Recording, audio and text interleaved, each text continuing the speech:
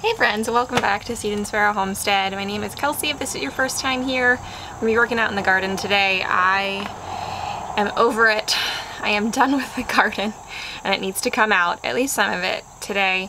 I have a few fall crops that I'm still haven't planted yet and it needs to be done. Our first fall frost is approaching pretty quickly.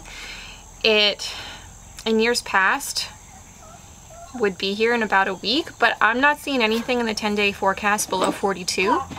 So perhaps I still have some time to see if any of these seedlings I had started will come to maturity or not. So I want to clear out at least the upper garden, and I have 2 new metal beds I want to assemble and put together and form an archway there. And then I have some things like peas. I'd like to plant some carrot seed, maybe some more beets, and get to that today, but first we have to clear out that space. Yeah, we're gonna go over here to this garden. What, baby?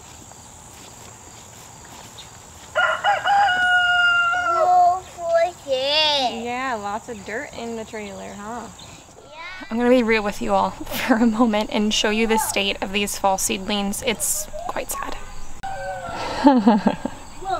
Not totally sure what got to these, but last week they were fine, and this week, so these are all brassicas.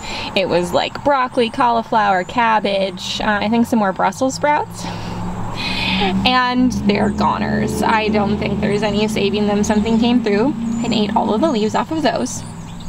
Here is what is left of, that was spinach. Those have just, I think, rotted because I didn't, as you can see, these were soil blocks and it rained out here a few times and I was not being thorough in checking them and dumping the water off, so some of these rotted. There are some like butter crunch lettuce there. These are some bush beans here that maybe I can save, and then over here these are some beets that I think I might still be able to save.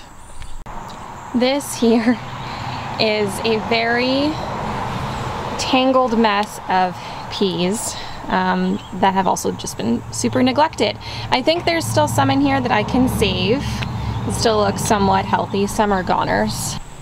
This is honestly just what happens when I take on too many things. Hello, cat. And there's just not enough of me to go around. I don't have the mental capacity for another project, and these got neglected. So this is the space I want to clear out. I've got all of these tomato cages. I'm going to pull these out. I'm going to harvest all the green tomatoes and ripen them inside. I'm probably going to keep a few of the flowers still blooming just for some beauty, but also for the pollinators. But some of them are going to get taken out just because they're taking up too much space. I've got some zucchini plants I need to take out. What else is up there? There's some peppers that need to get pulled. They're not producing anything anymore. There's some leeks that I can harvest. And then my husband brought over a big load of mushroom soil that I am going to use to amend some of the beds, but also to fill 2 new raised metal beds that I'm going to, I think, assemble somewhere here in the middle and then do an archway. I'm going down! What, baby? It's actually really warm today.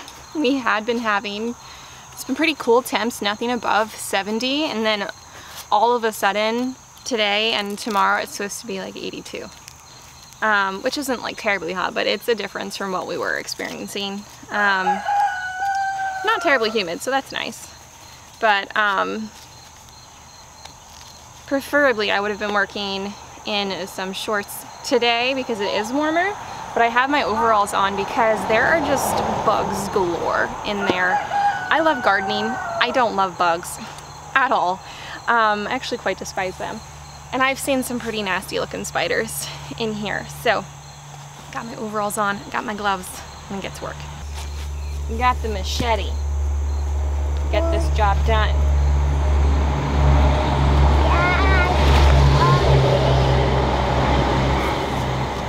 So I practice no-dig gardening. I don't till my soil up. I just focus on building it up with compost, organic matter, leaves, mulch, that sort of stuff. And I don't like to disturb the soil. So I always cut off all my plants at the roots as long as they're not diseased. If they're diseased, I pull them out entirely. As long as there's no disease, I will just cut them off right at the base and allow the roots to stay in there to decompose and give back to the soil. So I've got my machete and I'm gonna go through and just start slicing at the root. The purpose behind no-dig gardening is not disrupting the ecosystem that has formed by plants and animals and microbes. They aerate and give back and decompose and really build up the soil for you.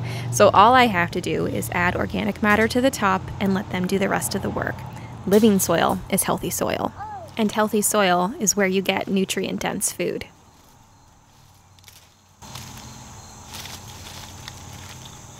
I don't even think these tomatoes are worth saving. I didn't come through and support these well enough. So many of you said I need to support these tomato cages. And that just to me says these aren't a good method of support. If you have to support the supports, I don't know, something about that to me just doesn't add up. So this is my first year actually using these. I'd always use like cattle panels, but that just didn't really work for this setup. I don't think I'm gonna grow tomatoes in here though next year. I've got some different plans in the works. These are just junky to me. So, I mean, you use what you have and what you can afford and you make it work. I personally just don't think I'm going to use these again. They really did not do a good job. And because I didn't go and support them, everything fell over. So everything is just like rotting and getting eaten by bugs. So I really just think there's nothing here to be saved. I see an airplane. That's so cool. Yeah. Someone had commented on a recent video of mine saying that they noticed my tomato cages are falling over and that in order for them to avoid that happening, they would push those cages in as far down to that first ring so that the ring would nearly touch the soil, I'm assuming. And they hadn't had any issues with them falling over. I wish I could do that in this area. So there was an old maple tree that was fairly close to where this garden is, and its roots are still running all throughout this whole garden space up near the front of the house. It makes things somewhat difficult, which is why I love no-dig and raised bed gardening in this space. By doing the no dig, I'm constantly adding more matter to it and building the soil up, and over time it's breaking down and it permeates down through into those lower, deeper levels of soil and loosening that up as well. But also with the raised bed gardening, you just have so much more control over the soil you're growing in. You can amend it to your liking, to whatever needs to grow in it. And you don't have to deal with all of the roots and such and tilling and those things.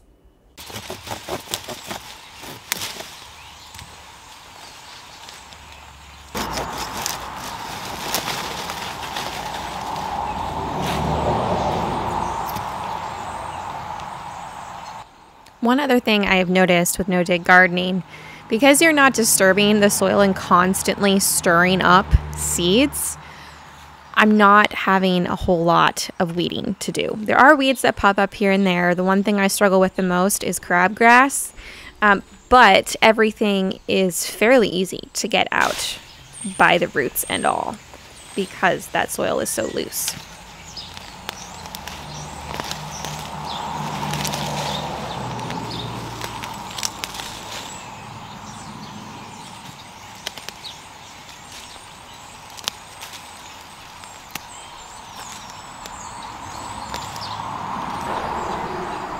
So I got the whole area here where the tomatoes were cleared out and weeded, and I raked it all up. I ended up having to take out more of the flowers than I wanted to because I honestly need somewhat of a clean slate to see where I want to put these new beds and to see if the new beds will even really fit in here with what I want to do with them. So I had to take out most of the nasturtiums. There's two left over here. I think I'm going to remove this toothache plant. I have a whole bunch of that freeze-dried and dried. And it's not like a huge pollinator attractor, so I don't feel too bad about getting rid of that. And then I went through on each side of the raspberry canes and I pulled out what I could that was really starting to encroach on the other growing areas, and that's what this pile is here. I need to rake this up and get it on the compost. A word of advice to anybody who is growing raspberries for the first time, or you're thinking about growing raspberries, they spread like wildfire, and they'll send roots out underneath the ground. You know how like strawberries have runners over the surface? Well, raspberries have like runners underneath the ground, and they will just keep going and going and going until they invade everything. I wish I would have known that before I started growing them in the ways that I have, because really the only sure way that they won't continually encroach on your growing space is by like tilling next to the rows where they're planted. I can pull them up the best I can, but it's really hard to get all the roots out, and if there's any roots left, you're going to continue to have raspberries. So unfortunately for me, that just means a whole lot of upkeep. I'm going to have to keep coming in here, thinning it out, and pulling up what I can. I could get one of those smaller hand tillers just to do on each side of my raspberry trellis here, which I might do. We'll see. But for now, I'm just pulling out what I can. So basically, if I could do the whole raspberry thing again, I would plant them somewhere where they could be separated from everything else. Probably do just a berry patch on its own that I could till in between the rows just to keep them in check, because this is a lot of work. It's time to say goodbye to these zucchinis. What? So it's goodbye to say, or it's time to say goodbye to the zucchinis, I said. Well, I can use tops as umbrellas then. You're gonna use these as umbrellas. Yeah, they're like an umbrella for rain. For those spikes. Oh, I forgot that I planted okra in here. Yeah, the okra probably isn't gonna do anything now.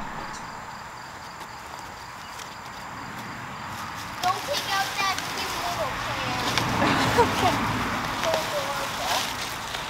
plant. What are you doing? Having an umbrella. It's an umbrella leaf. Yeah, it is. Good imagination. I had one on, but it got rotted. That's what happens when you remove a leaf, kiddo. It'll just die. Ta-da! All cleared out for the most part. I left some of the celery stalks in the ground just to see if they produce anything else. Maybe, maybe not. I need to take out that obelisk there. That's going back into the cottage garden.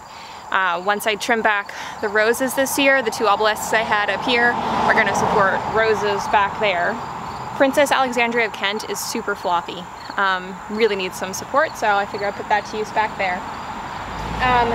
So the next step is I have two metal beds that I got from Vego. I've never used them before. We're gonna see how I like them.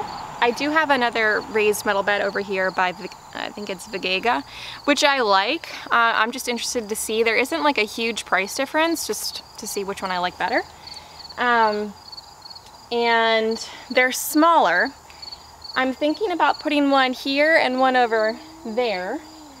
And then having them spaced wide enough that I can take that far metal trellis that is not in enough sun and use it up here. But I'm not sure I'm going to love that or not. So I'm gonna build the beds, place them here, and see how everything looks. So to give you a little bit better view, you can hardly see anymore where I had wood chip paths. I had them here like in a crosshair right there. That's how much wood chips break down in a year. I had about 3-4 inches of wood chips, and they're basically gone. So right here in like the crosshair section, I'm thinking of putting a bed on this side and a bed on this side, about 4 feet apart, to put the trellis in between them. Because I tried to do this archway, walkway, trellis thing here with pumpkins. And the last one, there's 3 here, the last one did not get enough sunlight and nothing grew back there. The front 2, I'm gonna give another chance and just see if I can work some things out there that will allow those to continue to work and work better. I'm just gonna move the last one up into the middle of this bed. So let's go build some beds. Can I just say how I am blown away by the raspberries' performance this year. They are still going strong. So I ended up taking a little break. I had to get Grant up from his nap and I had to make something for dinner, and we just got done eating dinner. It is now 6 o'clock and I am very quickly losing daylight. It's been getting pretty dark here by like 7:30 now, so I'm gonna run and get the beds and we're gonna try and get these built before we lose light. 1 bed.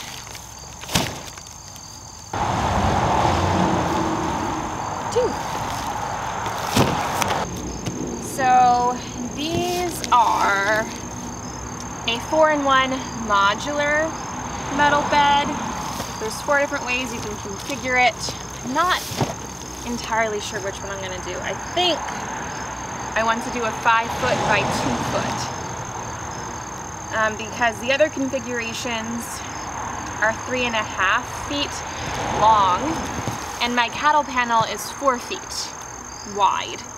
So I'm thinking I'm gonna need the 5-foot, but I mean, maybe I could make it work. I just don't know if I want the cattle panel hanging over the edge. Okay, that's not working. I'll be right back. I need a knife. This is a bit excessive, but I'm being lazy.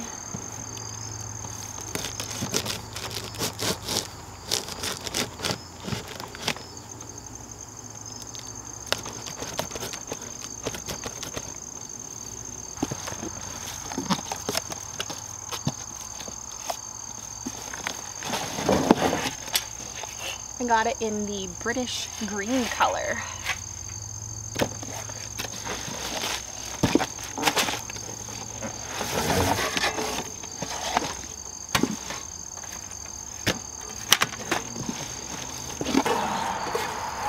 These are super easy to put together. All it is aligning the pre-drilled holes, and then if I can find, there's the washer. The top 2 rows, they give you these capped nuts so that you're not probably scraping and gashing yourself on them if the dirt doesn't come all the way to the top. So the screw goes on the outside, and then a washer on the inside, and then the top 2 rows get that capped nut.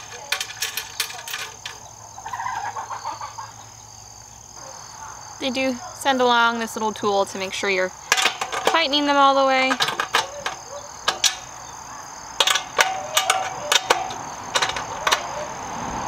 These beds took me about 25 minutes each to assemble, not too bad. They should last about 20 years. And they do cost a bit more than a raised wooden bed would cost, but I'm figuring replacing wooden beds every 5 years or so, depending on the type of wood you would use. For us, it cost us about $60 to make one wooden raised bed. So that over the course of 20 years, replaced every 5 years, you're looking at $240. So it does end up making sense in the long run if you are able to put out that extra chunk of money now. And having a more sustainable bed that you only have to put together once instead of new beds every 5 years. I got the bed all done. All I have to do is put the edging over the top here. Let's see. Sliced my finger, my pointer finger on my right hand, on one of the edges. So this is not the easiest thing to do with a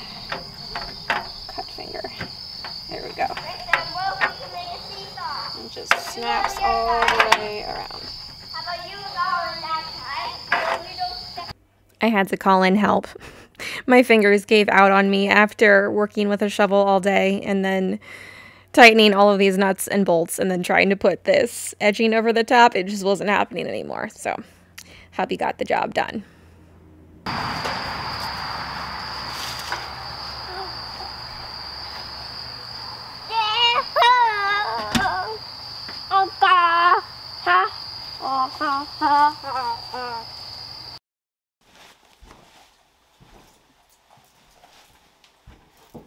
I resumed my garden bed build the next morning. We just lost daylight. I didn't have enough to keep going, which was fine because I was tired. So we're back at it today, but I wanted to quick share with you all that if you're interested in a Vego garden bed, I reached out to them and they gave me a discount code for my viewers.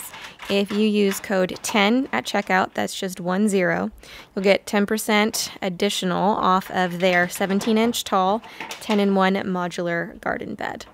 And right now they're also running a special that with any purchase of one of their garden beds, you'll get sent 2 of their solar lights for free. So if you want to check that out, I'll have the link down in the description and also down in a pinned comment. All right, it's another day. We've got another set of overalls on. We got another bed built. So now we're gonna go outside. And I've got some figuring out to do in terms of the walkway and how wide it needs to be. I want to kind of visualize everything, lay it all out before I commit and start to fill the beds. So let's go do that.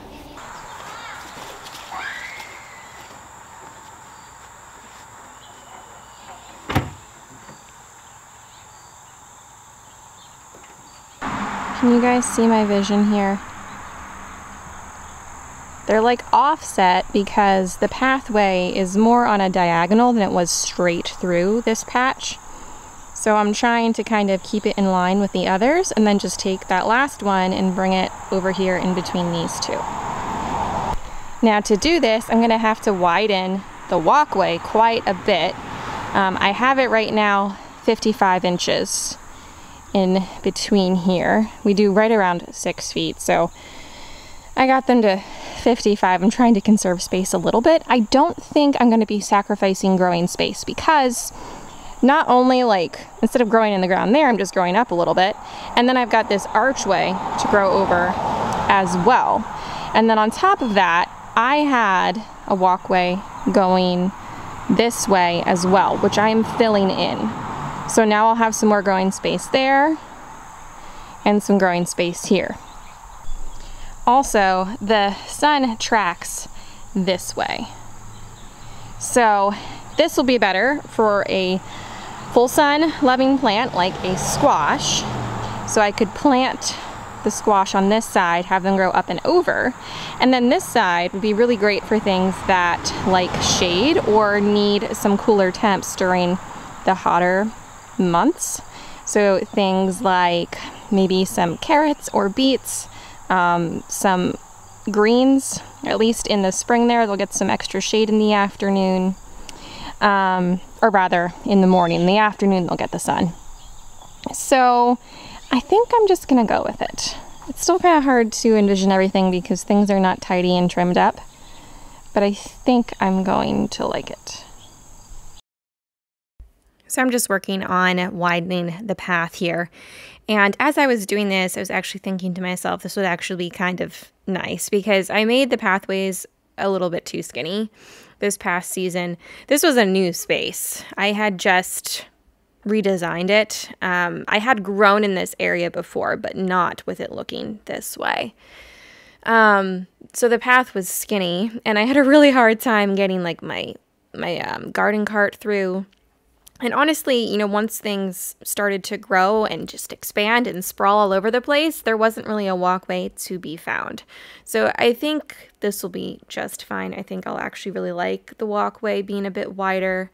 And I've got some ideas to not lose out on growing space. So that's what I ended up for the walkway. Definitely losing some square footage of growing space here. However, I have been wanting to get into some container gardening, and I'm honestly thinking about getting a whole bunch of terracotta pots. and making this space in here somewhat of an herb garden, a tea garden, a little bit of cottage garden. Still trying to figure out, you know, my style and what works best here and what I want to be growing, what I need to be growing. And this space gets a lot more shade than the raised bed garden in the back. And to be completely honest, I didn't actually get a lot of food out of this space. I had the tomatoes over here and I had the zucchini. The Brussels sprouts didn't work. The celery didn't grow the greatest back here. And the rest was really just flowers. So I think if I just use this space better, more efficiently, space things a bit better this next season, I think it'll be just fine, and I'll just like even out with the space I had before I put these beds here and made the walkway bigger. I'm trying to just reassure myself that this is okay. But I really do think I'd love to get a whole bunch of terracotta pots of all different sizes, get some little tables in here to kind of have them all on different levels. And I just think with this added trellis, it'll be a great use of a bit more shade for some more shade-loving plants to maybe extend my growing season of cooler things. So I guess I've made up my mind that I'm going to start filling them. And you know, this is just really part of gardening, figuring out what you like, where you want things, how things grow for you, and experimenting. And none of this is like totally permanent. It might take some work to dismantle, but it's not like a huge deal. And I've got lots of other growing space. I kind of just want to experiment up here in this area and just see if I can make the space work better than it did this year. I don't think I'm changing anything up in the raised bed garden. Everything in there just did really well this year, and in the no-dig portion as well. I'm just working on some new things in my brain, gathering all the information and lessons I've learned this year to hopefully serve me better next year. And I've just got all these new ideas on how I want to grow things and where I want to grow things. So this is just going to be an experiment, and I'm not too worried about it. So how I would typically fill a raised bed, and how I filled all of my raised beds over in the raised bed garden. I start with a layer of like twigs or branches, even some smaller logs, any leaves, making sure nothing I'm throwing in is diseased though. You don't want to contaminate your beds. So I would do maybe like a third of this bed full of that type of matter.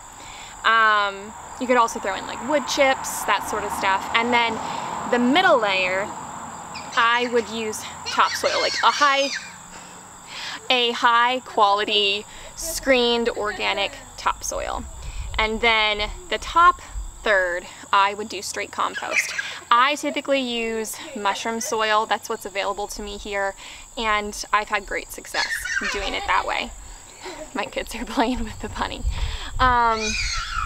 I am going to just be filling this one. Now, I have some of the walkway that I dug up thrown in here. I just always make sure if there's any weeds or anything to put them root side up in here, and I have them layered on the bottom. But I am just putting straight mushroom soil, straight compost in here this time. That's what I have. I don't really have anything else laying around this time of year. We don't really have many trees here. We have one maple tree and there isn't anything dropping off of that yet. So where I get my soil from is actually my husband's workplace. He works for a building supply company and they carry topsoil and mushroom soil. They're completely out of topsoil, so I'm just throwing in straight compost this time. I gotta go dump my cart of stuff here. I was thinking about throwing this, you know, all the plants I pulled out in here, but I have a lot of raspberry roots in here mixed, and I don't want to risk having some in there because I know I'll probably get some raspberries in there then. So I'm just gonna go dump this, and then I gotta fill that with this, and then bring it around and fill the beds. What?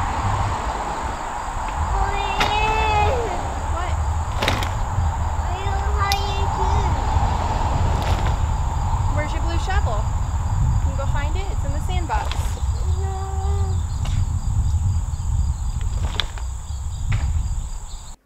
So 2 reasons I fill my beds this way. Number 1, it's resourceful and it saves you money. By using things that you have laying around, organic compostable matter, putting that on the bottom, it saves you lots of money on topsoil and compost.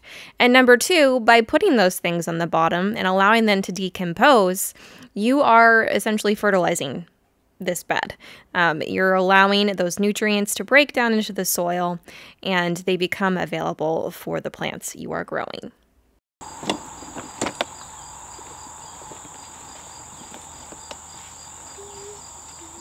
Beep, beep, beep, beep. Back it up. All right, can you get out now? You gotta fill it up with some more dirt. I got them filled. And I'm tired. Really tired. It's going on about 4:30 now, and I am going to call it quits out here for now until my husband gets home. I'm gonna have Matt help me get this trellis out of the ground over here and over here. There's no way I'm gonna attempt that on my own. Those are pretty unruly. Don't need any injuries happening. So both the beds are filled, and we'll see if I get to planting a few things in them tonight. I also kind of had this idea, I don't know if I want to dedicate the bed space to it. I'm going to have to figure out a bed here somewhere soon, but I have some garlic I want to plant. I usually do that like the 1st or 2nd week of October. We're in the 1st week of October. And you know, I had all those issues with the allium leaf miners this year, so I want to make sure I'm planting them far away from the beds they were in last year. They were also in my onions, so it needs to stay away from that corner of the in-ground garden. I was thinking about maybe having one of these new beds be my garlic bed. And then I have hoops and I have row cover that as soon as they go into the ground, I am covering them and they're gonna stay covered. Probably indefinitely. I have to double check if at any point I should remove them. But I'm going to do my best to avoid the allium leaf miner this coming season, next season. We'll see if that does the trick or not. In line with those small thingies. I guess they're called nuts and bolts. We had some major difficulties getting these T-posts out of their previous location up front. Remember all of those tree roots I told you about? Well, all of the little knobbies on the T-posts kept getting stuck on tree roots, and that was an experience trying to get them out. We were both completely soaked, sweated, and out of breath. But we got it done. I'm sure the kids found it quite entertaining watching us struggle getting this thing moved and over here. But it's in now, and it's ready to go. All right, it's in. That was a bit of an interesting time. But it's in. I can plant some of my fall veggies in here now. But this mama is going for a deep tissue massage. So if I have time when I get back, I'll plant something. If not, I'll probably do it tomorrow morning.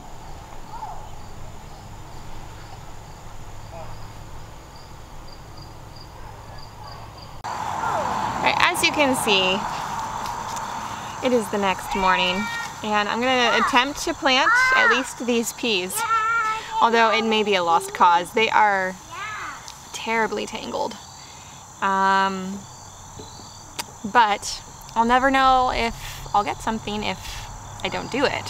So it's not going to take me long. I'm just going to probably pick these up in chunks rather than try and untangle all of them and plant them in here along the trellis. It's hard because all the little tendrils are holding on to each other.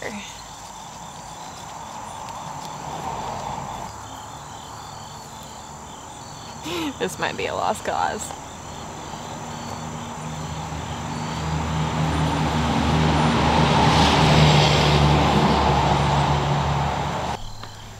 This looks pretty pitiful, you guys.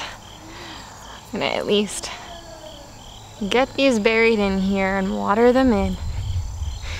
You wanna take a vote? Who thinks I'm gonna see any success with these? I'm already on a bit of a time restraint here with impending frost. Now they'll handle some light frosts. They might even handle some snow. But obviously as the days shorten, things get cooler, they're not gonna grow as quickly. And I mean, they're just in a really sad state. But take your guesses. Will I see any success?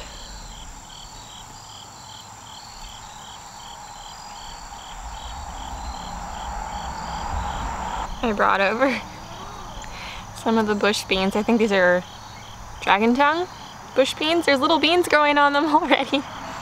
So they're just gonna go in here. Right? If I didn't plant them, I know I won't get anything. They're gonna die in the flats anyways, so let's just put them in the dirt. It only takes a couple minutes, and then I will move on with my day. I have some little, I think this is butter crunch lettuce. I'm gonna split this into two. Throw them in here.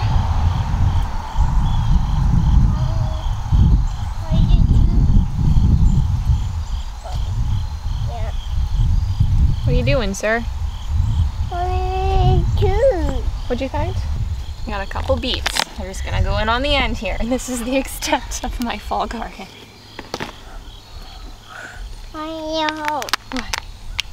Maybe we'll plant some carrots. Do you want to plant carrots? No. No. But you love carrots. Oh. You do. My baby. Yeah, how do You need to go put them on the deck, okay? Go put them on the deck. Can you go do that? Okay, good job. I'm there. Go all there right now.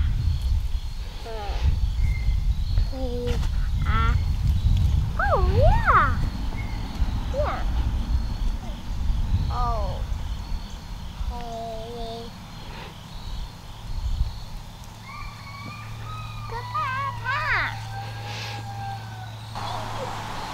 Alright, here's where I'm going to leave this project. I still need to get some cardboard to lay down here in the walkway, and then we have to order a load of wood chips. Again, we get wood chips from one of the local tree service guys. He'll bring them here and dump them for us. So this year I need to lay down a few inches of wood chips over all of the walkways in the different garden areas. So that needs to be done, and I may see if I can borrow or rent a small tiller to till up, at least in here. It'll help maintain some of this raspberry craziness. The other area back in there, that I'm just gonna have to go at by hand and pull up what I can to contain it. Hey friend, thanks for hanging out with me today as we started on the process of preparing the garden space for its long winter nap and rest in preparation for next season. And soon enough, we'll be dreaming of all that is to come next year. I'm gonna leave you with some little garden friends I found over the last few days. You all have a blessed day, and I'll see you next time. Take care.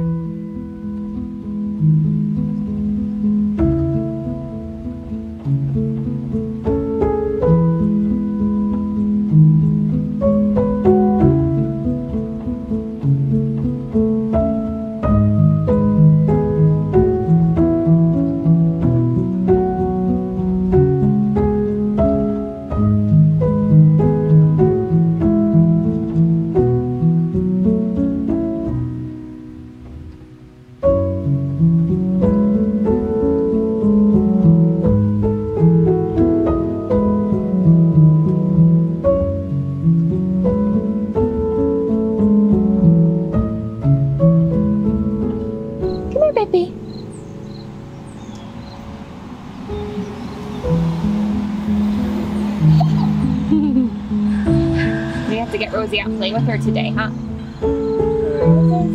She's so cute. Hello, Rosie baby. Yeah.